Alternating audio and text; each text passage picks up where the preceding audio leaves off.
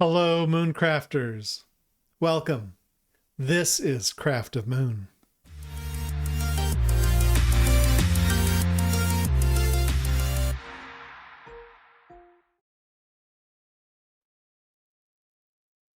Have you ever felt like the world is just buzzing? Like information is flying around you from every direction, and you're trying to make sense of it all, but it keeps shifting.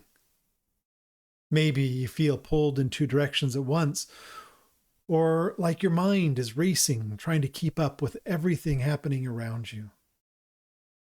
If you feel that way, you're not alone. We are stepping into a powerful time, marked by the new moon in Gemini, arriving on May 26th. This isn't just any new moon, it's happening in the sign that rules communication, ideas, and duality. And it's bringing a whole lot of energy with it. In this video, we're going to break down what this Gemini new moon means for you. We'll look at the busy astro weather surrounding it, and believe me, it is busy. And we're going to talk about how to navigate the rapid changes and conflicting messages that seem to be everywhere right now. We'll also touch on some deep, repeating patterns playing out on the world stage and in our own lives. Patterns that echo ancient stories. Most importantly, we'll explore how to use the core themes of intention and compassion to guide you through these currents.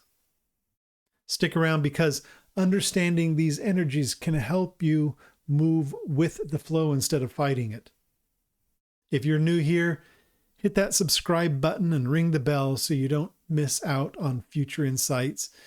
And if you're a returning customer, welcome back. Your presence here means the world. Let's go ahead and dive in. So the big event is this new moon in Gemini. A new moon is always a fresh start, a moment to plant seeds for what you want to grow over the next month, over the next year, for the rest of your life. Think of it like the darkest phase of the moon's cycle, where the sun and moon meet up in the sky, aligning their energy. This meeting point is a reset, a blank page where you can decide what story you want to write next. When this fresh start happens in Gemini, that focus turns to how we connect, how we learn, and how we process information. Gemini is quick, curious, and loves to explore different ideas. It's the sign of the twins, always seeing two sides, always gathering data, always processing information. It thrives on variety and mental stimulation. Right now, we have a significant cluster of planets in Gemini, making this energy extra strong. The sun and moon are meeting here for the new moon, of course, but Mercury, the planet that rules Gemini and governs our thoughts, communication, and movement, is also here. Mercury actually moved into Gemini just before the new moon on May 25th, amplifying this mental communicative energy. And Jupiter, the planet of expansion, opportunity, and belief systems, is also in Gemini. Think about what that means. It's like the universe turned up the volume on Gemini themes. Communication is amplified. Ideas are spreading rapidly. There are opportunities everywhere, but also a lot of noise and potential distraction. This can feel exciting, like possibilities are opening up, like you're standing at the edge of a vast network of connections and information. It feels like the air is crackling with ideas, conversations, and potential paths forward. But it can also feel overwhelming, like trying to listen to 10 conversations at once, or like your phone is constantly buzzing with notifications you can't keep up with. It's the feeling of being bombarded by input, needing to sort through a mountain of data just to find what's relevant. This mirrors a lot of what we see happening in the world, information spreads faster than ever, sometimes without much thought for the truth or impact. Different stories compete for our attention, creating confusion and division. It can be hard to know what's real or where to focus your energy. We see this in global information streams, where conflicting reports and rapid developments make it hard to grasp the full picture. Debates over facts, differing perspective on major events, and the sheer volume of data can leave anyone feeling overloaded. It's the collective experience of navigating a world where everyone has a voice, and all these voices are speaking at once. This new moon asks us to get clear on our own signal amidst all the noise. What information truly matters to you? What conversations are worth your energy? Where do you need to speak up, and where do you need to listen more closely? It's a time to be mindful of the words you use and the ideas you share, recognizing their power to connect or to scatter and divide. With Jupiter here, there's a chance to expand our understanding and connect with a wider range of ideas, to see new possibilities in communication and learning. But the challenge is to do so with discernment. This Gemini energy, especially with Mercury and Jupiter joining the Sun and Moon, is pushing us to sort through the mental clutter and to decide what truly deserves our focus. It's a time for mental agility, but for being quick on our feet intellectually, but also for choosing our thoughts and our words. We are adding to the noise with the cacophony. Or are we contributing to clarity and connection? The sheer volume of information and differing viewpoints in the world right now can feel like a direct reflection of this packed Gemini sky. So choose. We can either add to the noise or add to the clarity. It's a collective moment of trying to process a massive amount of data. And this new moon is a personal invitation to find your center within that storm of information. It's about finding your own voice and your own truth amidst the collective chatter. While Gemini fills the air with ideas and communication, there is a potent fire burning in Aries. Aries is the sign of initiation, action, identity, and courage.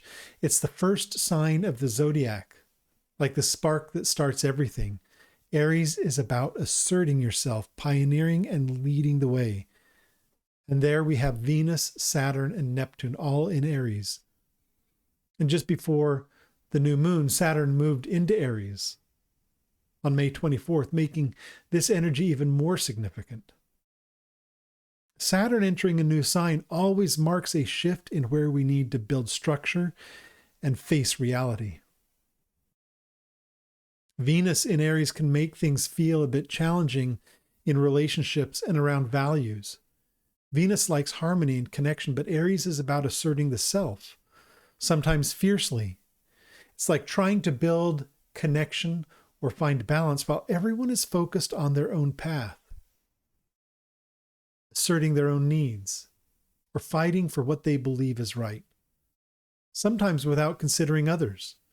Values can feel personal and non-negotiable under this influence, leading to friction. It's the energy of standing firm on what you believe, which can be a powerful energy, but also creates friction when others are doing the same from a different standpoint. We see this playing out in global tensions where differing values and national identities clash, where the push for individual or national identity creates conflict. Then you add Saturn and Neptune in Aries. Saturn is about structure, reality, boundaries, and hard lessons. It brings things down to earth, demanding accountability. Neptune is about dreams, intuition, dissolution, and sometimes confusion or illusion. It dissolves boundaries and can blur the lines of reality. Putting them together in Aries is intense. It's like trying to build a new identity or take bold action, Aries, on ground that feels both solid and real, Saturn, and completely shifting or unclear, Neptune. It can bring up harsh realities about who we are, what we're capable of, or the structures we rely on, while also stirring up deep longings, spiritual questions, and maybe some confusion about the path forward, or even who you truly are at your core. This is the tension between facing hard truths about ourselves and the world, and feeling a pull towards something more ideal, even if that ideal feels hazy or hard to grasp. This combination in Aries, especially with Saturn just arriving, speaks to the conflicts around identity, the struggle to build new structures, and the tension between facing reality and pursuing ideals. It's in the air globally. Look at the friction between nations, the debates over who belongs where, the fight for rights and freedoms, the clashes over different visions for the future. It's the energy of standing your ground, but feeling unsure of where the ground actually is. It's also personal. Where are you being called to assert yourself, but feel held back by fear or confusion? Where are you facing the reality of a dream that needs grounding or a structure in your life that needs dissolving? This fire energy demands action, but the path isn't always clear, and the challenges feel very real. The presence of Venus here adds another layer, highlighting how these identity struggles and structural shifts impact our relationships and our sense of what we value and desire.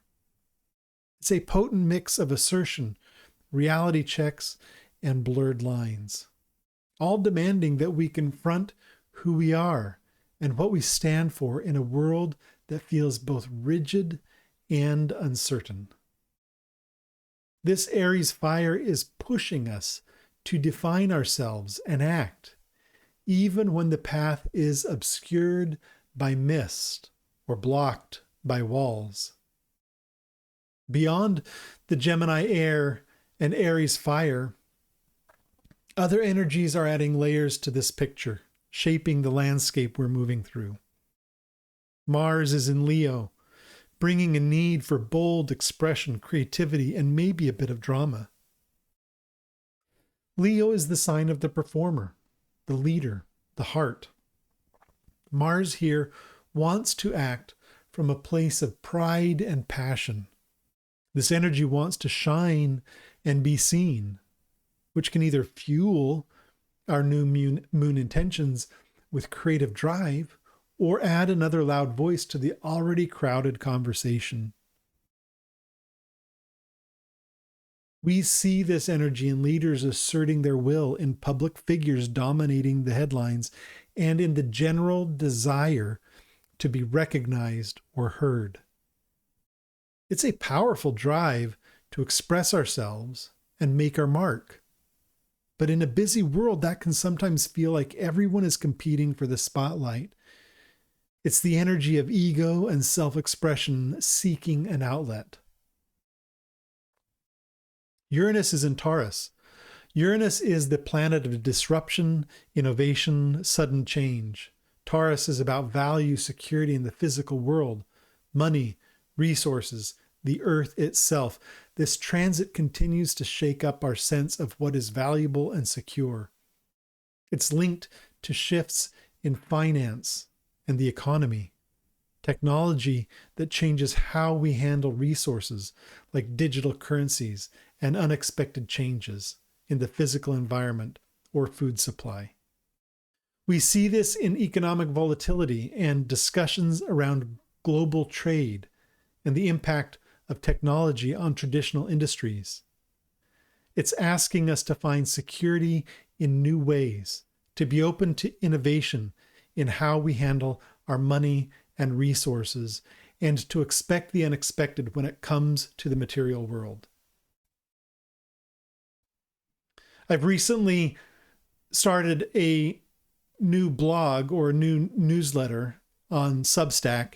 Actually, I've been doing it for quite a while on the Blogger platform, but I just moved to Substack. And it's about a investing methodology using financial astrology combined to provide insight and direction in the financial markets, and also to bring to that community a weekly portfolio of 15 of the most energized stocks and equities that are valid for that particular week. It's called Market Watching the Moon, and you can find it at marketwatchingthemoon.com. So if you'd like to learn more about that, please head on over there and feel free to subscribe. It's free to subscribe, but if you want some of the more advanced topics and the access to the portfolio itself, there will be a charge for that. But feel free to head on over there and check it out. It's called marketwatchingthemoon.com. Mercury actually connects with Uranus in Taurus just before moving into Gemini on the 24th, linking our thoughts and communication directly to these themes of disruptive change in the material world. Our thinking is being challenged to adapt to new forms of value and security. It feels like the ground beneath our feet, especially concerning money and resources, is vibrating with unpredictable energy. Pluto is retrograde in Aquarius. Retrograde means the planet appears to be moving backward from our view on Earth, often bringing its energy more inward or focusing on review and restructuring. Pluto is the force of transformation, death, and rebirth, and power dynamics. Aquarius is about groups, communities, technology, and the future. When Pluto is retrograde, its intense power works more internally or behind the scenes on a collective level. This energy is quietly but powerfully reshaping groups, communities, and how we relate to technology and the future. It brings up power struggles within collective movements, forces us to look at the shadow side of progress and innovation, and demands deep structural change in how we organize ourselves and interact with technology. We see this in shifts in political power structures, debates about the control of information and technology, and the quiet reshaping of social norms. It's a deep, slow burn of transformation in how we connect and build our sacred future. It's like a powerful current moving beneath the surface of society, changing the very foundation of how we relate to each other and to the future we are building. And the North Node is in Pisces still. The North Node points to our collective direction, where we are heading, our evolutionary path.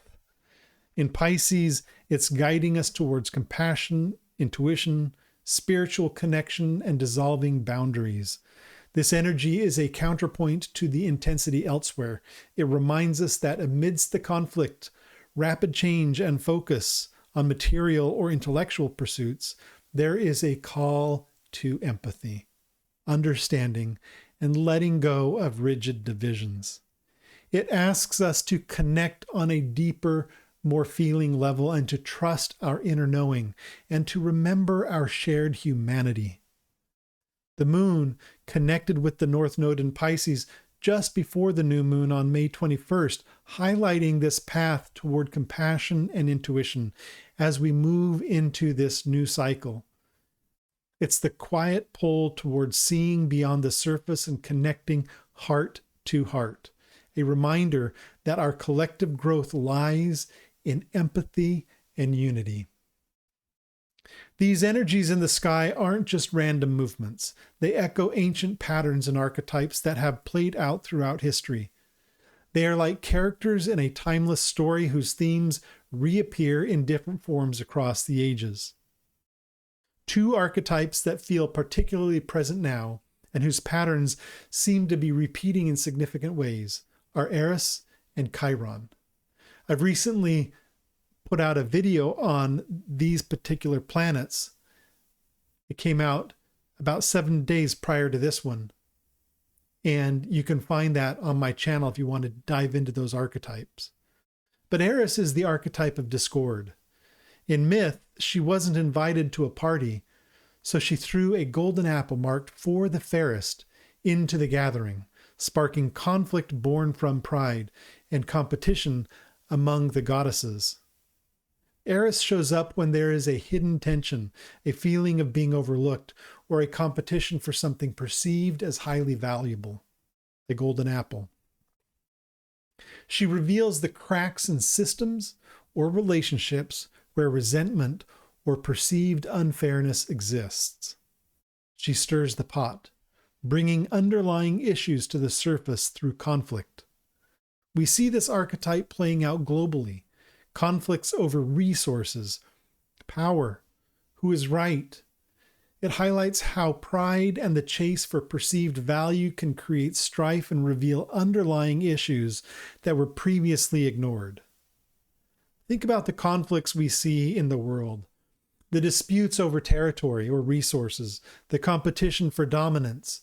These are echoes of Eris's apple stirring up trouble by highlighting perceived slights or unequal access to something desired. It's the energy that says, if I can't have it, no one will, or I deserve this more than you. Chiron is the archetype of the wounded healer. He is a wise centaur, a teacher, but he was wounded by his own student with a poisoned arrow, a wound he couldn't heal himself. Yet because of this unhealable wound, he gained unique insight into suffering and became a master healer for everyone else. Chiron shows us that our deepest wounds, the places where we feel most vulnerable or broken, can become the source of our greatest wisdom and ability to help others. It's about finding strength and compassion through our pain, not by avoiding it or pretending it doesn't exist. It's the process of transmuting suffering into service. It's the understanding that comes from having walked through the fire yourself. We see this archetype in individuals and groups who turn their own experiences of hardship into movements for healing and change, offering comfort and understanding born from their own difficult journeys. It's the quiet wisdom that says, I know this pain, and because of it, I can help you. It's fascinating to look at how these archetypes connect with historical cycles, as some have pointed out. Think about major shifts in technology or finance, moments that redefined how we communicate, how we value things, or how we organize society. For example, the start of the Unix epoch on January 1st, 1970, which underlies our modern digital world and how our computers measure time. This was a fundamental shift in how we track and organize information, a truly Aquarian theme of restructuring the future through technology. Or the end of the gold standard in the early 70s, which fundamentally changed how global currencies are valued and managed. This was a massive shift in our collective sense of value and security, a Taurus theme. These moments coincided with significant astrological alignments involving energies like Mars, Chiron, and Eris. For instance, Mars's mission was launched on the very day of a Chiron-Eris conjunction in the early 1970s. in the sign of Aries, ruled by Mars, marking a new era of exploration, Mars, and perhaps revealing new wounds or discords, Chiron, Eris, related to our place in the cosmos or our resources needed for such endeavors. The exact conjunction of Chiron and Eris happened a couple of times in the early 70s, and notably, one of those dates, March 19th, 1972, is repeating in 2026, on March 19th, 2026, with another conjunction of Chiron and Eris. This is a striking echo across 54 years. So we have one today on the new moon, we have one later this year, and then the third in March of 2026. All of these are 54-year cycles from the previous 3 times that that Chiron and Eris formed a conjunction together in the sign of Aries. This is suggesting a return to themes present then at that time, and themes around woundedness, discord, and the pursuit of new frontiers or values. It's like the universe is bringing these specific characters back onto the stage to play out a similar scene, but with new costumes and a new setting. Just as in the early 70s, when the gold standard ended and the digital age began, we are now grappling with new forms of value, like digital assets, which are not tied to physical gold, and new frontiers like AI, space exploration, and the expanding digital realm. And as these cycles involving Eris and Chiron approach again, we see the same archetypal energies at play. The quest for golden apples, whether it's a technological dominance, a financial control, or a political power, often stirs up discord.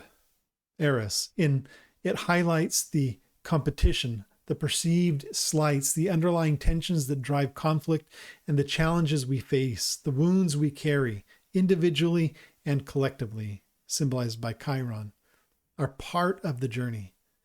These are the places where we feel vulnerable, where systems have failed us, where we experience pain. We saw Eris active around the Jupiter-Saturn conjunction in Aquarius at the end of 2020, right as major global shifts were accelerating, highlighting the discord present as we began to structure a new collective future. These cycles show us that the dance between discord and healing, between striving for value and facing our vulnerabilities, is a recurring pattern in human experience. The question is, how do we navigate this recurring dance? How do we respond when Eris throws her apple or when Chiron's wound is triggered? Do we chase the apple blindly, adding to the discord, or do we acknowledge the underlying tension and seek a different path? Do we hide our wounds, or do we let them inform our path toward healing? This is where the themes of intention and compassion become our anchors. With the moon in Gemini, we have this powerful moment to set intentions. What do you want to create? What conversations do you want to have? What ideas do you want to explore? What do you want to learn? Setting a clear intention helps you focus your energy amidst the Gemini whirlwind of information and possibilities. It's like choosing your path through a busy marketplace instead of being swept along by the crowd. It gives you direction and purpose in the midst of potential distraction. Without intention, the Gemini energy can scatter, leaving you feel overwhelmed and unfocused, pulled in a million directions at once even. It's about directing that quick, curious energy toward what truly matters to you, creating a clear signal in the noise. But navigating the discord, Eris, and the wounds, Chiron, and the rapid shift requires more than just focus. It requires compassion. Compassion is the ability to feel with another, to acknowledge suffering, your own and that of others, with a gentle heart. Compassion for yourself when you feel overwhelmed, confused, or hurt by the world's noise or your own challenges, compassion for others, even when their actions seem driven by pride, fear, or the pursuit of their own golden apples, causing conflict. Compassion doesn't mean agreeing with harmful actions, but it means recognizing the underlying human experience that drives them. It's the willingness to see the vulnerability behind the bluster, the pain behind the anger. It's the North Node in Pisces calling us toward understanding that transcends boundaries and differences.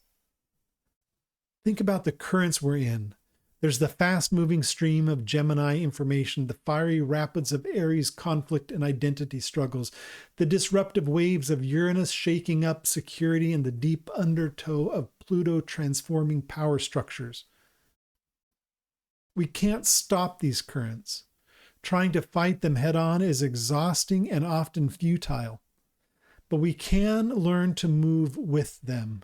Intention helps us choose our direction within the flow, and compassion helps us stay afloat and connected, even when the waters are rough and unsettling.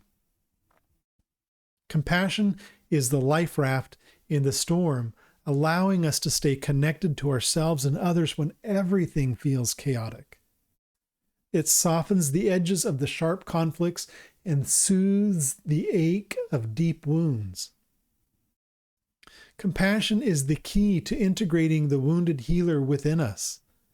It allows us to acknowledge our own pain and the pain in the world without being consumed by it. It helps us see that behind the discord, the conflict, and the striving, there is often a shared vulnerability, a shared human experience of trying to make sense of a complex world. It allows us to respond to Eris's apple, not with reactive grasping or judgment, but with an understanding that everyone is seeking something, often from a place of perceived lack or fear. It allows us to hold Chiron's wound not as a source of shame. Get rid of that stuff. But as a source of deep empathy and wisdom. Those are the things we want. Those are the things we need. Recognizing that our shared struggles can be the very things that connect us and allow us to heal together. These archetypes, these recurring patterns, remind us that the human journey involves both conflict and healing, striving and vulnerability. Navigating them with intention and compassion is the path forward. So how do we put this into practice? With this new moon in Gemini, take some time to get quiet. Step away from the screens and the noise for a few moments. What intentions are rising up for you, especially around communication, learning, connecting with others, or sharing your ideas? Write them down. Be specific and clear. What do you want to bring into being in these areas over the next month? This is your chance to plant seeds for clearer communication, deeper understanding, and more meaningful connections. What do you want to learn? What message do you want to share? What connections do you want to build? Then think about compassion. Where can you offer more compassion in your life right now? Towards a situation you find frustrating, towards someone you disagree with, whose actions or words feel like discord. Most importantly, towards yourself, when you feel lost, confused, or wounded by life's challenges. Maybe it's setting a small intention related to compassion, like listening more deeply without interrupting, or pausing before reacting, or simply offering yourself a moment of kindness when things feel hard. How can you soften towards yourself and others in the face of difficulty? How can you approach the world's conflicts and tensions with a heart that seeks understanding even when agreement isn't possible. Navigating the noise of Gemini season requires discernment, practicing taking moments to step back from the constant stream of information. Ask yourself, is this helpful? Is this true? Does this align with my intentions and values? Is this information serving me or just adding to the chaos? This is the Gemini challenge, sorting the signal from the noise. Use your intention as a filter for the information coming at you. Remember that Uranus and Taurus is shaking up our sense of value and security. What do you truly value? Not what the world tells you to value, but what feels right and secure in your own being, in your heart. Focusing on that grounded reality can help you feel steady amidst the disruption and change. What is your inner anchor when the external world feels unstable? What is the true, unshakable value you hold within yourself? Think about it. If you're finding this guidance helpful, please take a moment to give this video a thumbs up. It helps the channel reach more people who might need to hear this message of intention and compassion during these busy times. Looking ahead, the astro weather keeps moving. The sun will soon meet Mercury in Gemini around May 29th, amplifying communication, ideas, and information even further, potentially bringing moments of great clarity or even more mental busyness. This conjunction can illuminate our thoughts and bring important messages to the surface, making our intentions even clearer or highlighting where we need to focus our mental energy. Then the moon will move into Cancer around May 28th and bring a shift in focus toward feelings, home, family, and security, offering a chance to ground some of this Aries Gemini energy in emotional connection and find comfort amidst the external currents. These shifts will continue to shape the currents we're moving through, offering new opportunities and challenges, reminding us that the energies are always in motion, always inviting us to adapt and flow. This new moon in Gemini, with all the surrounding energy and the echoes of ancient archetypes like Eris and Chiron, is an invitation to get clear with your intentions amidst the noise, to practice radical compassion for yourself and others amidst the discord and woundedness, and to learn to move with the flow of change instead of resisting it. You don't have to fight the tide. You can learn to dance with it. You can choose your steps, guided by your intentions, and soften your heart, supported by compassion. Let me know in the comments below, what intention are you setting with this new moon, and how are you choosing to bring more compassion into your life right now? I love reading your reflections and connecting with you there. Send me an email. Connect with me on my website, ryan-hunt.com. I offer readings, mentorships, coaching. Feel free to head over there and check it out.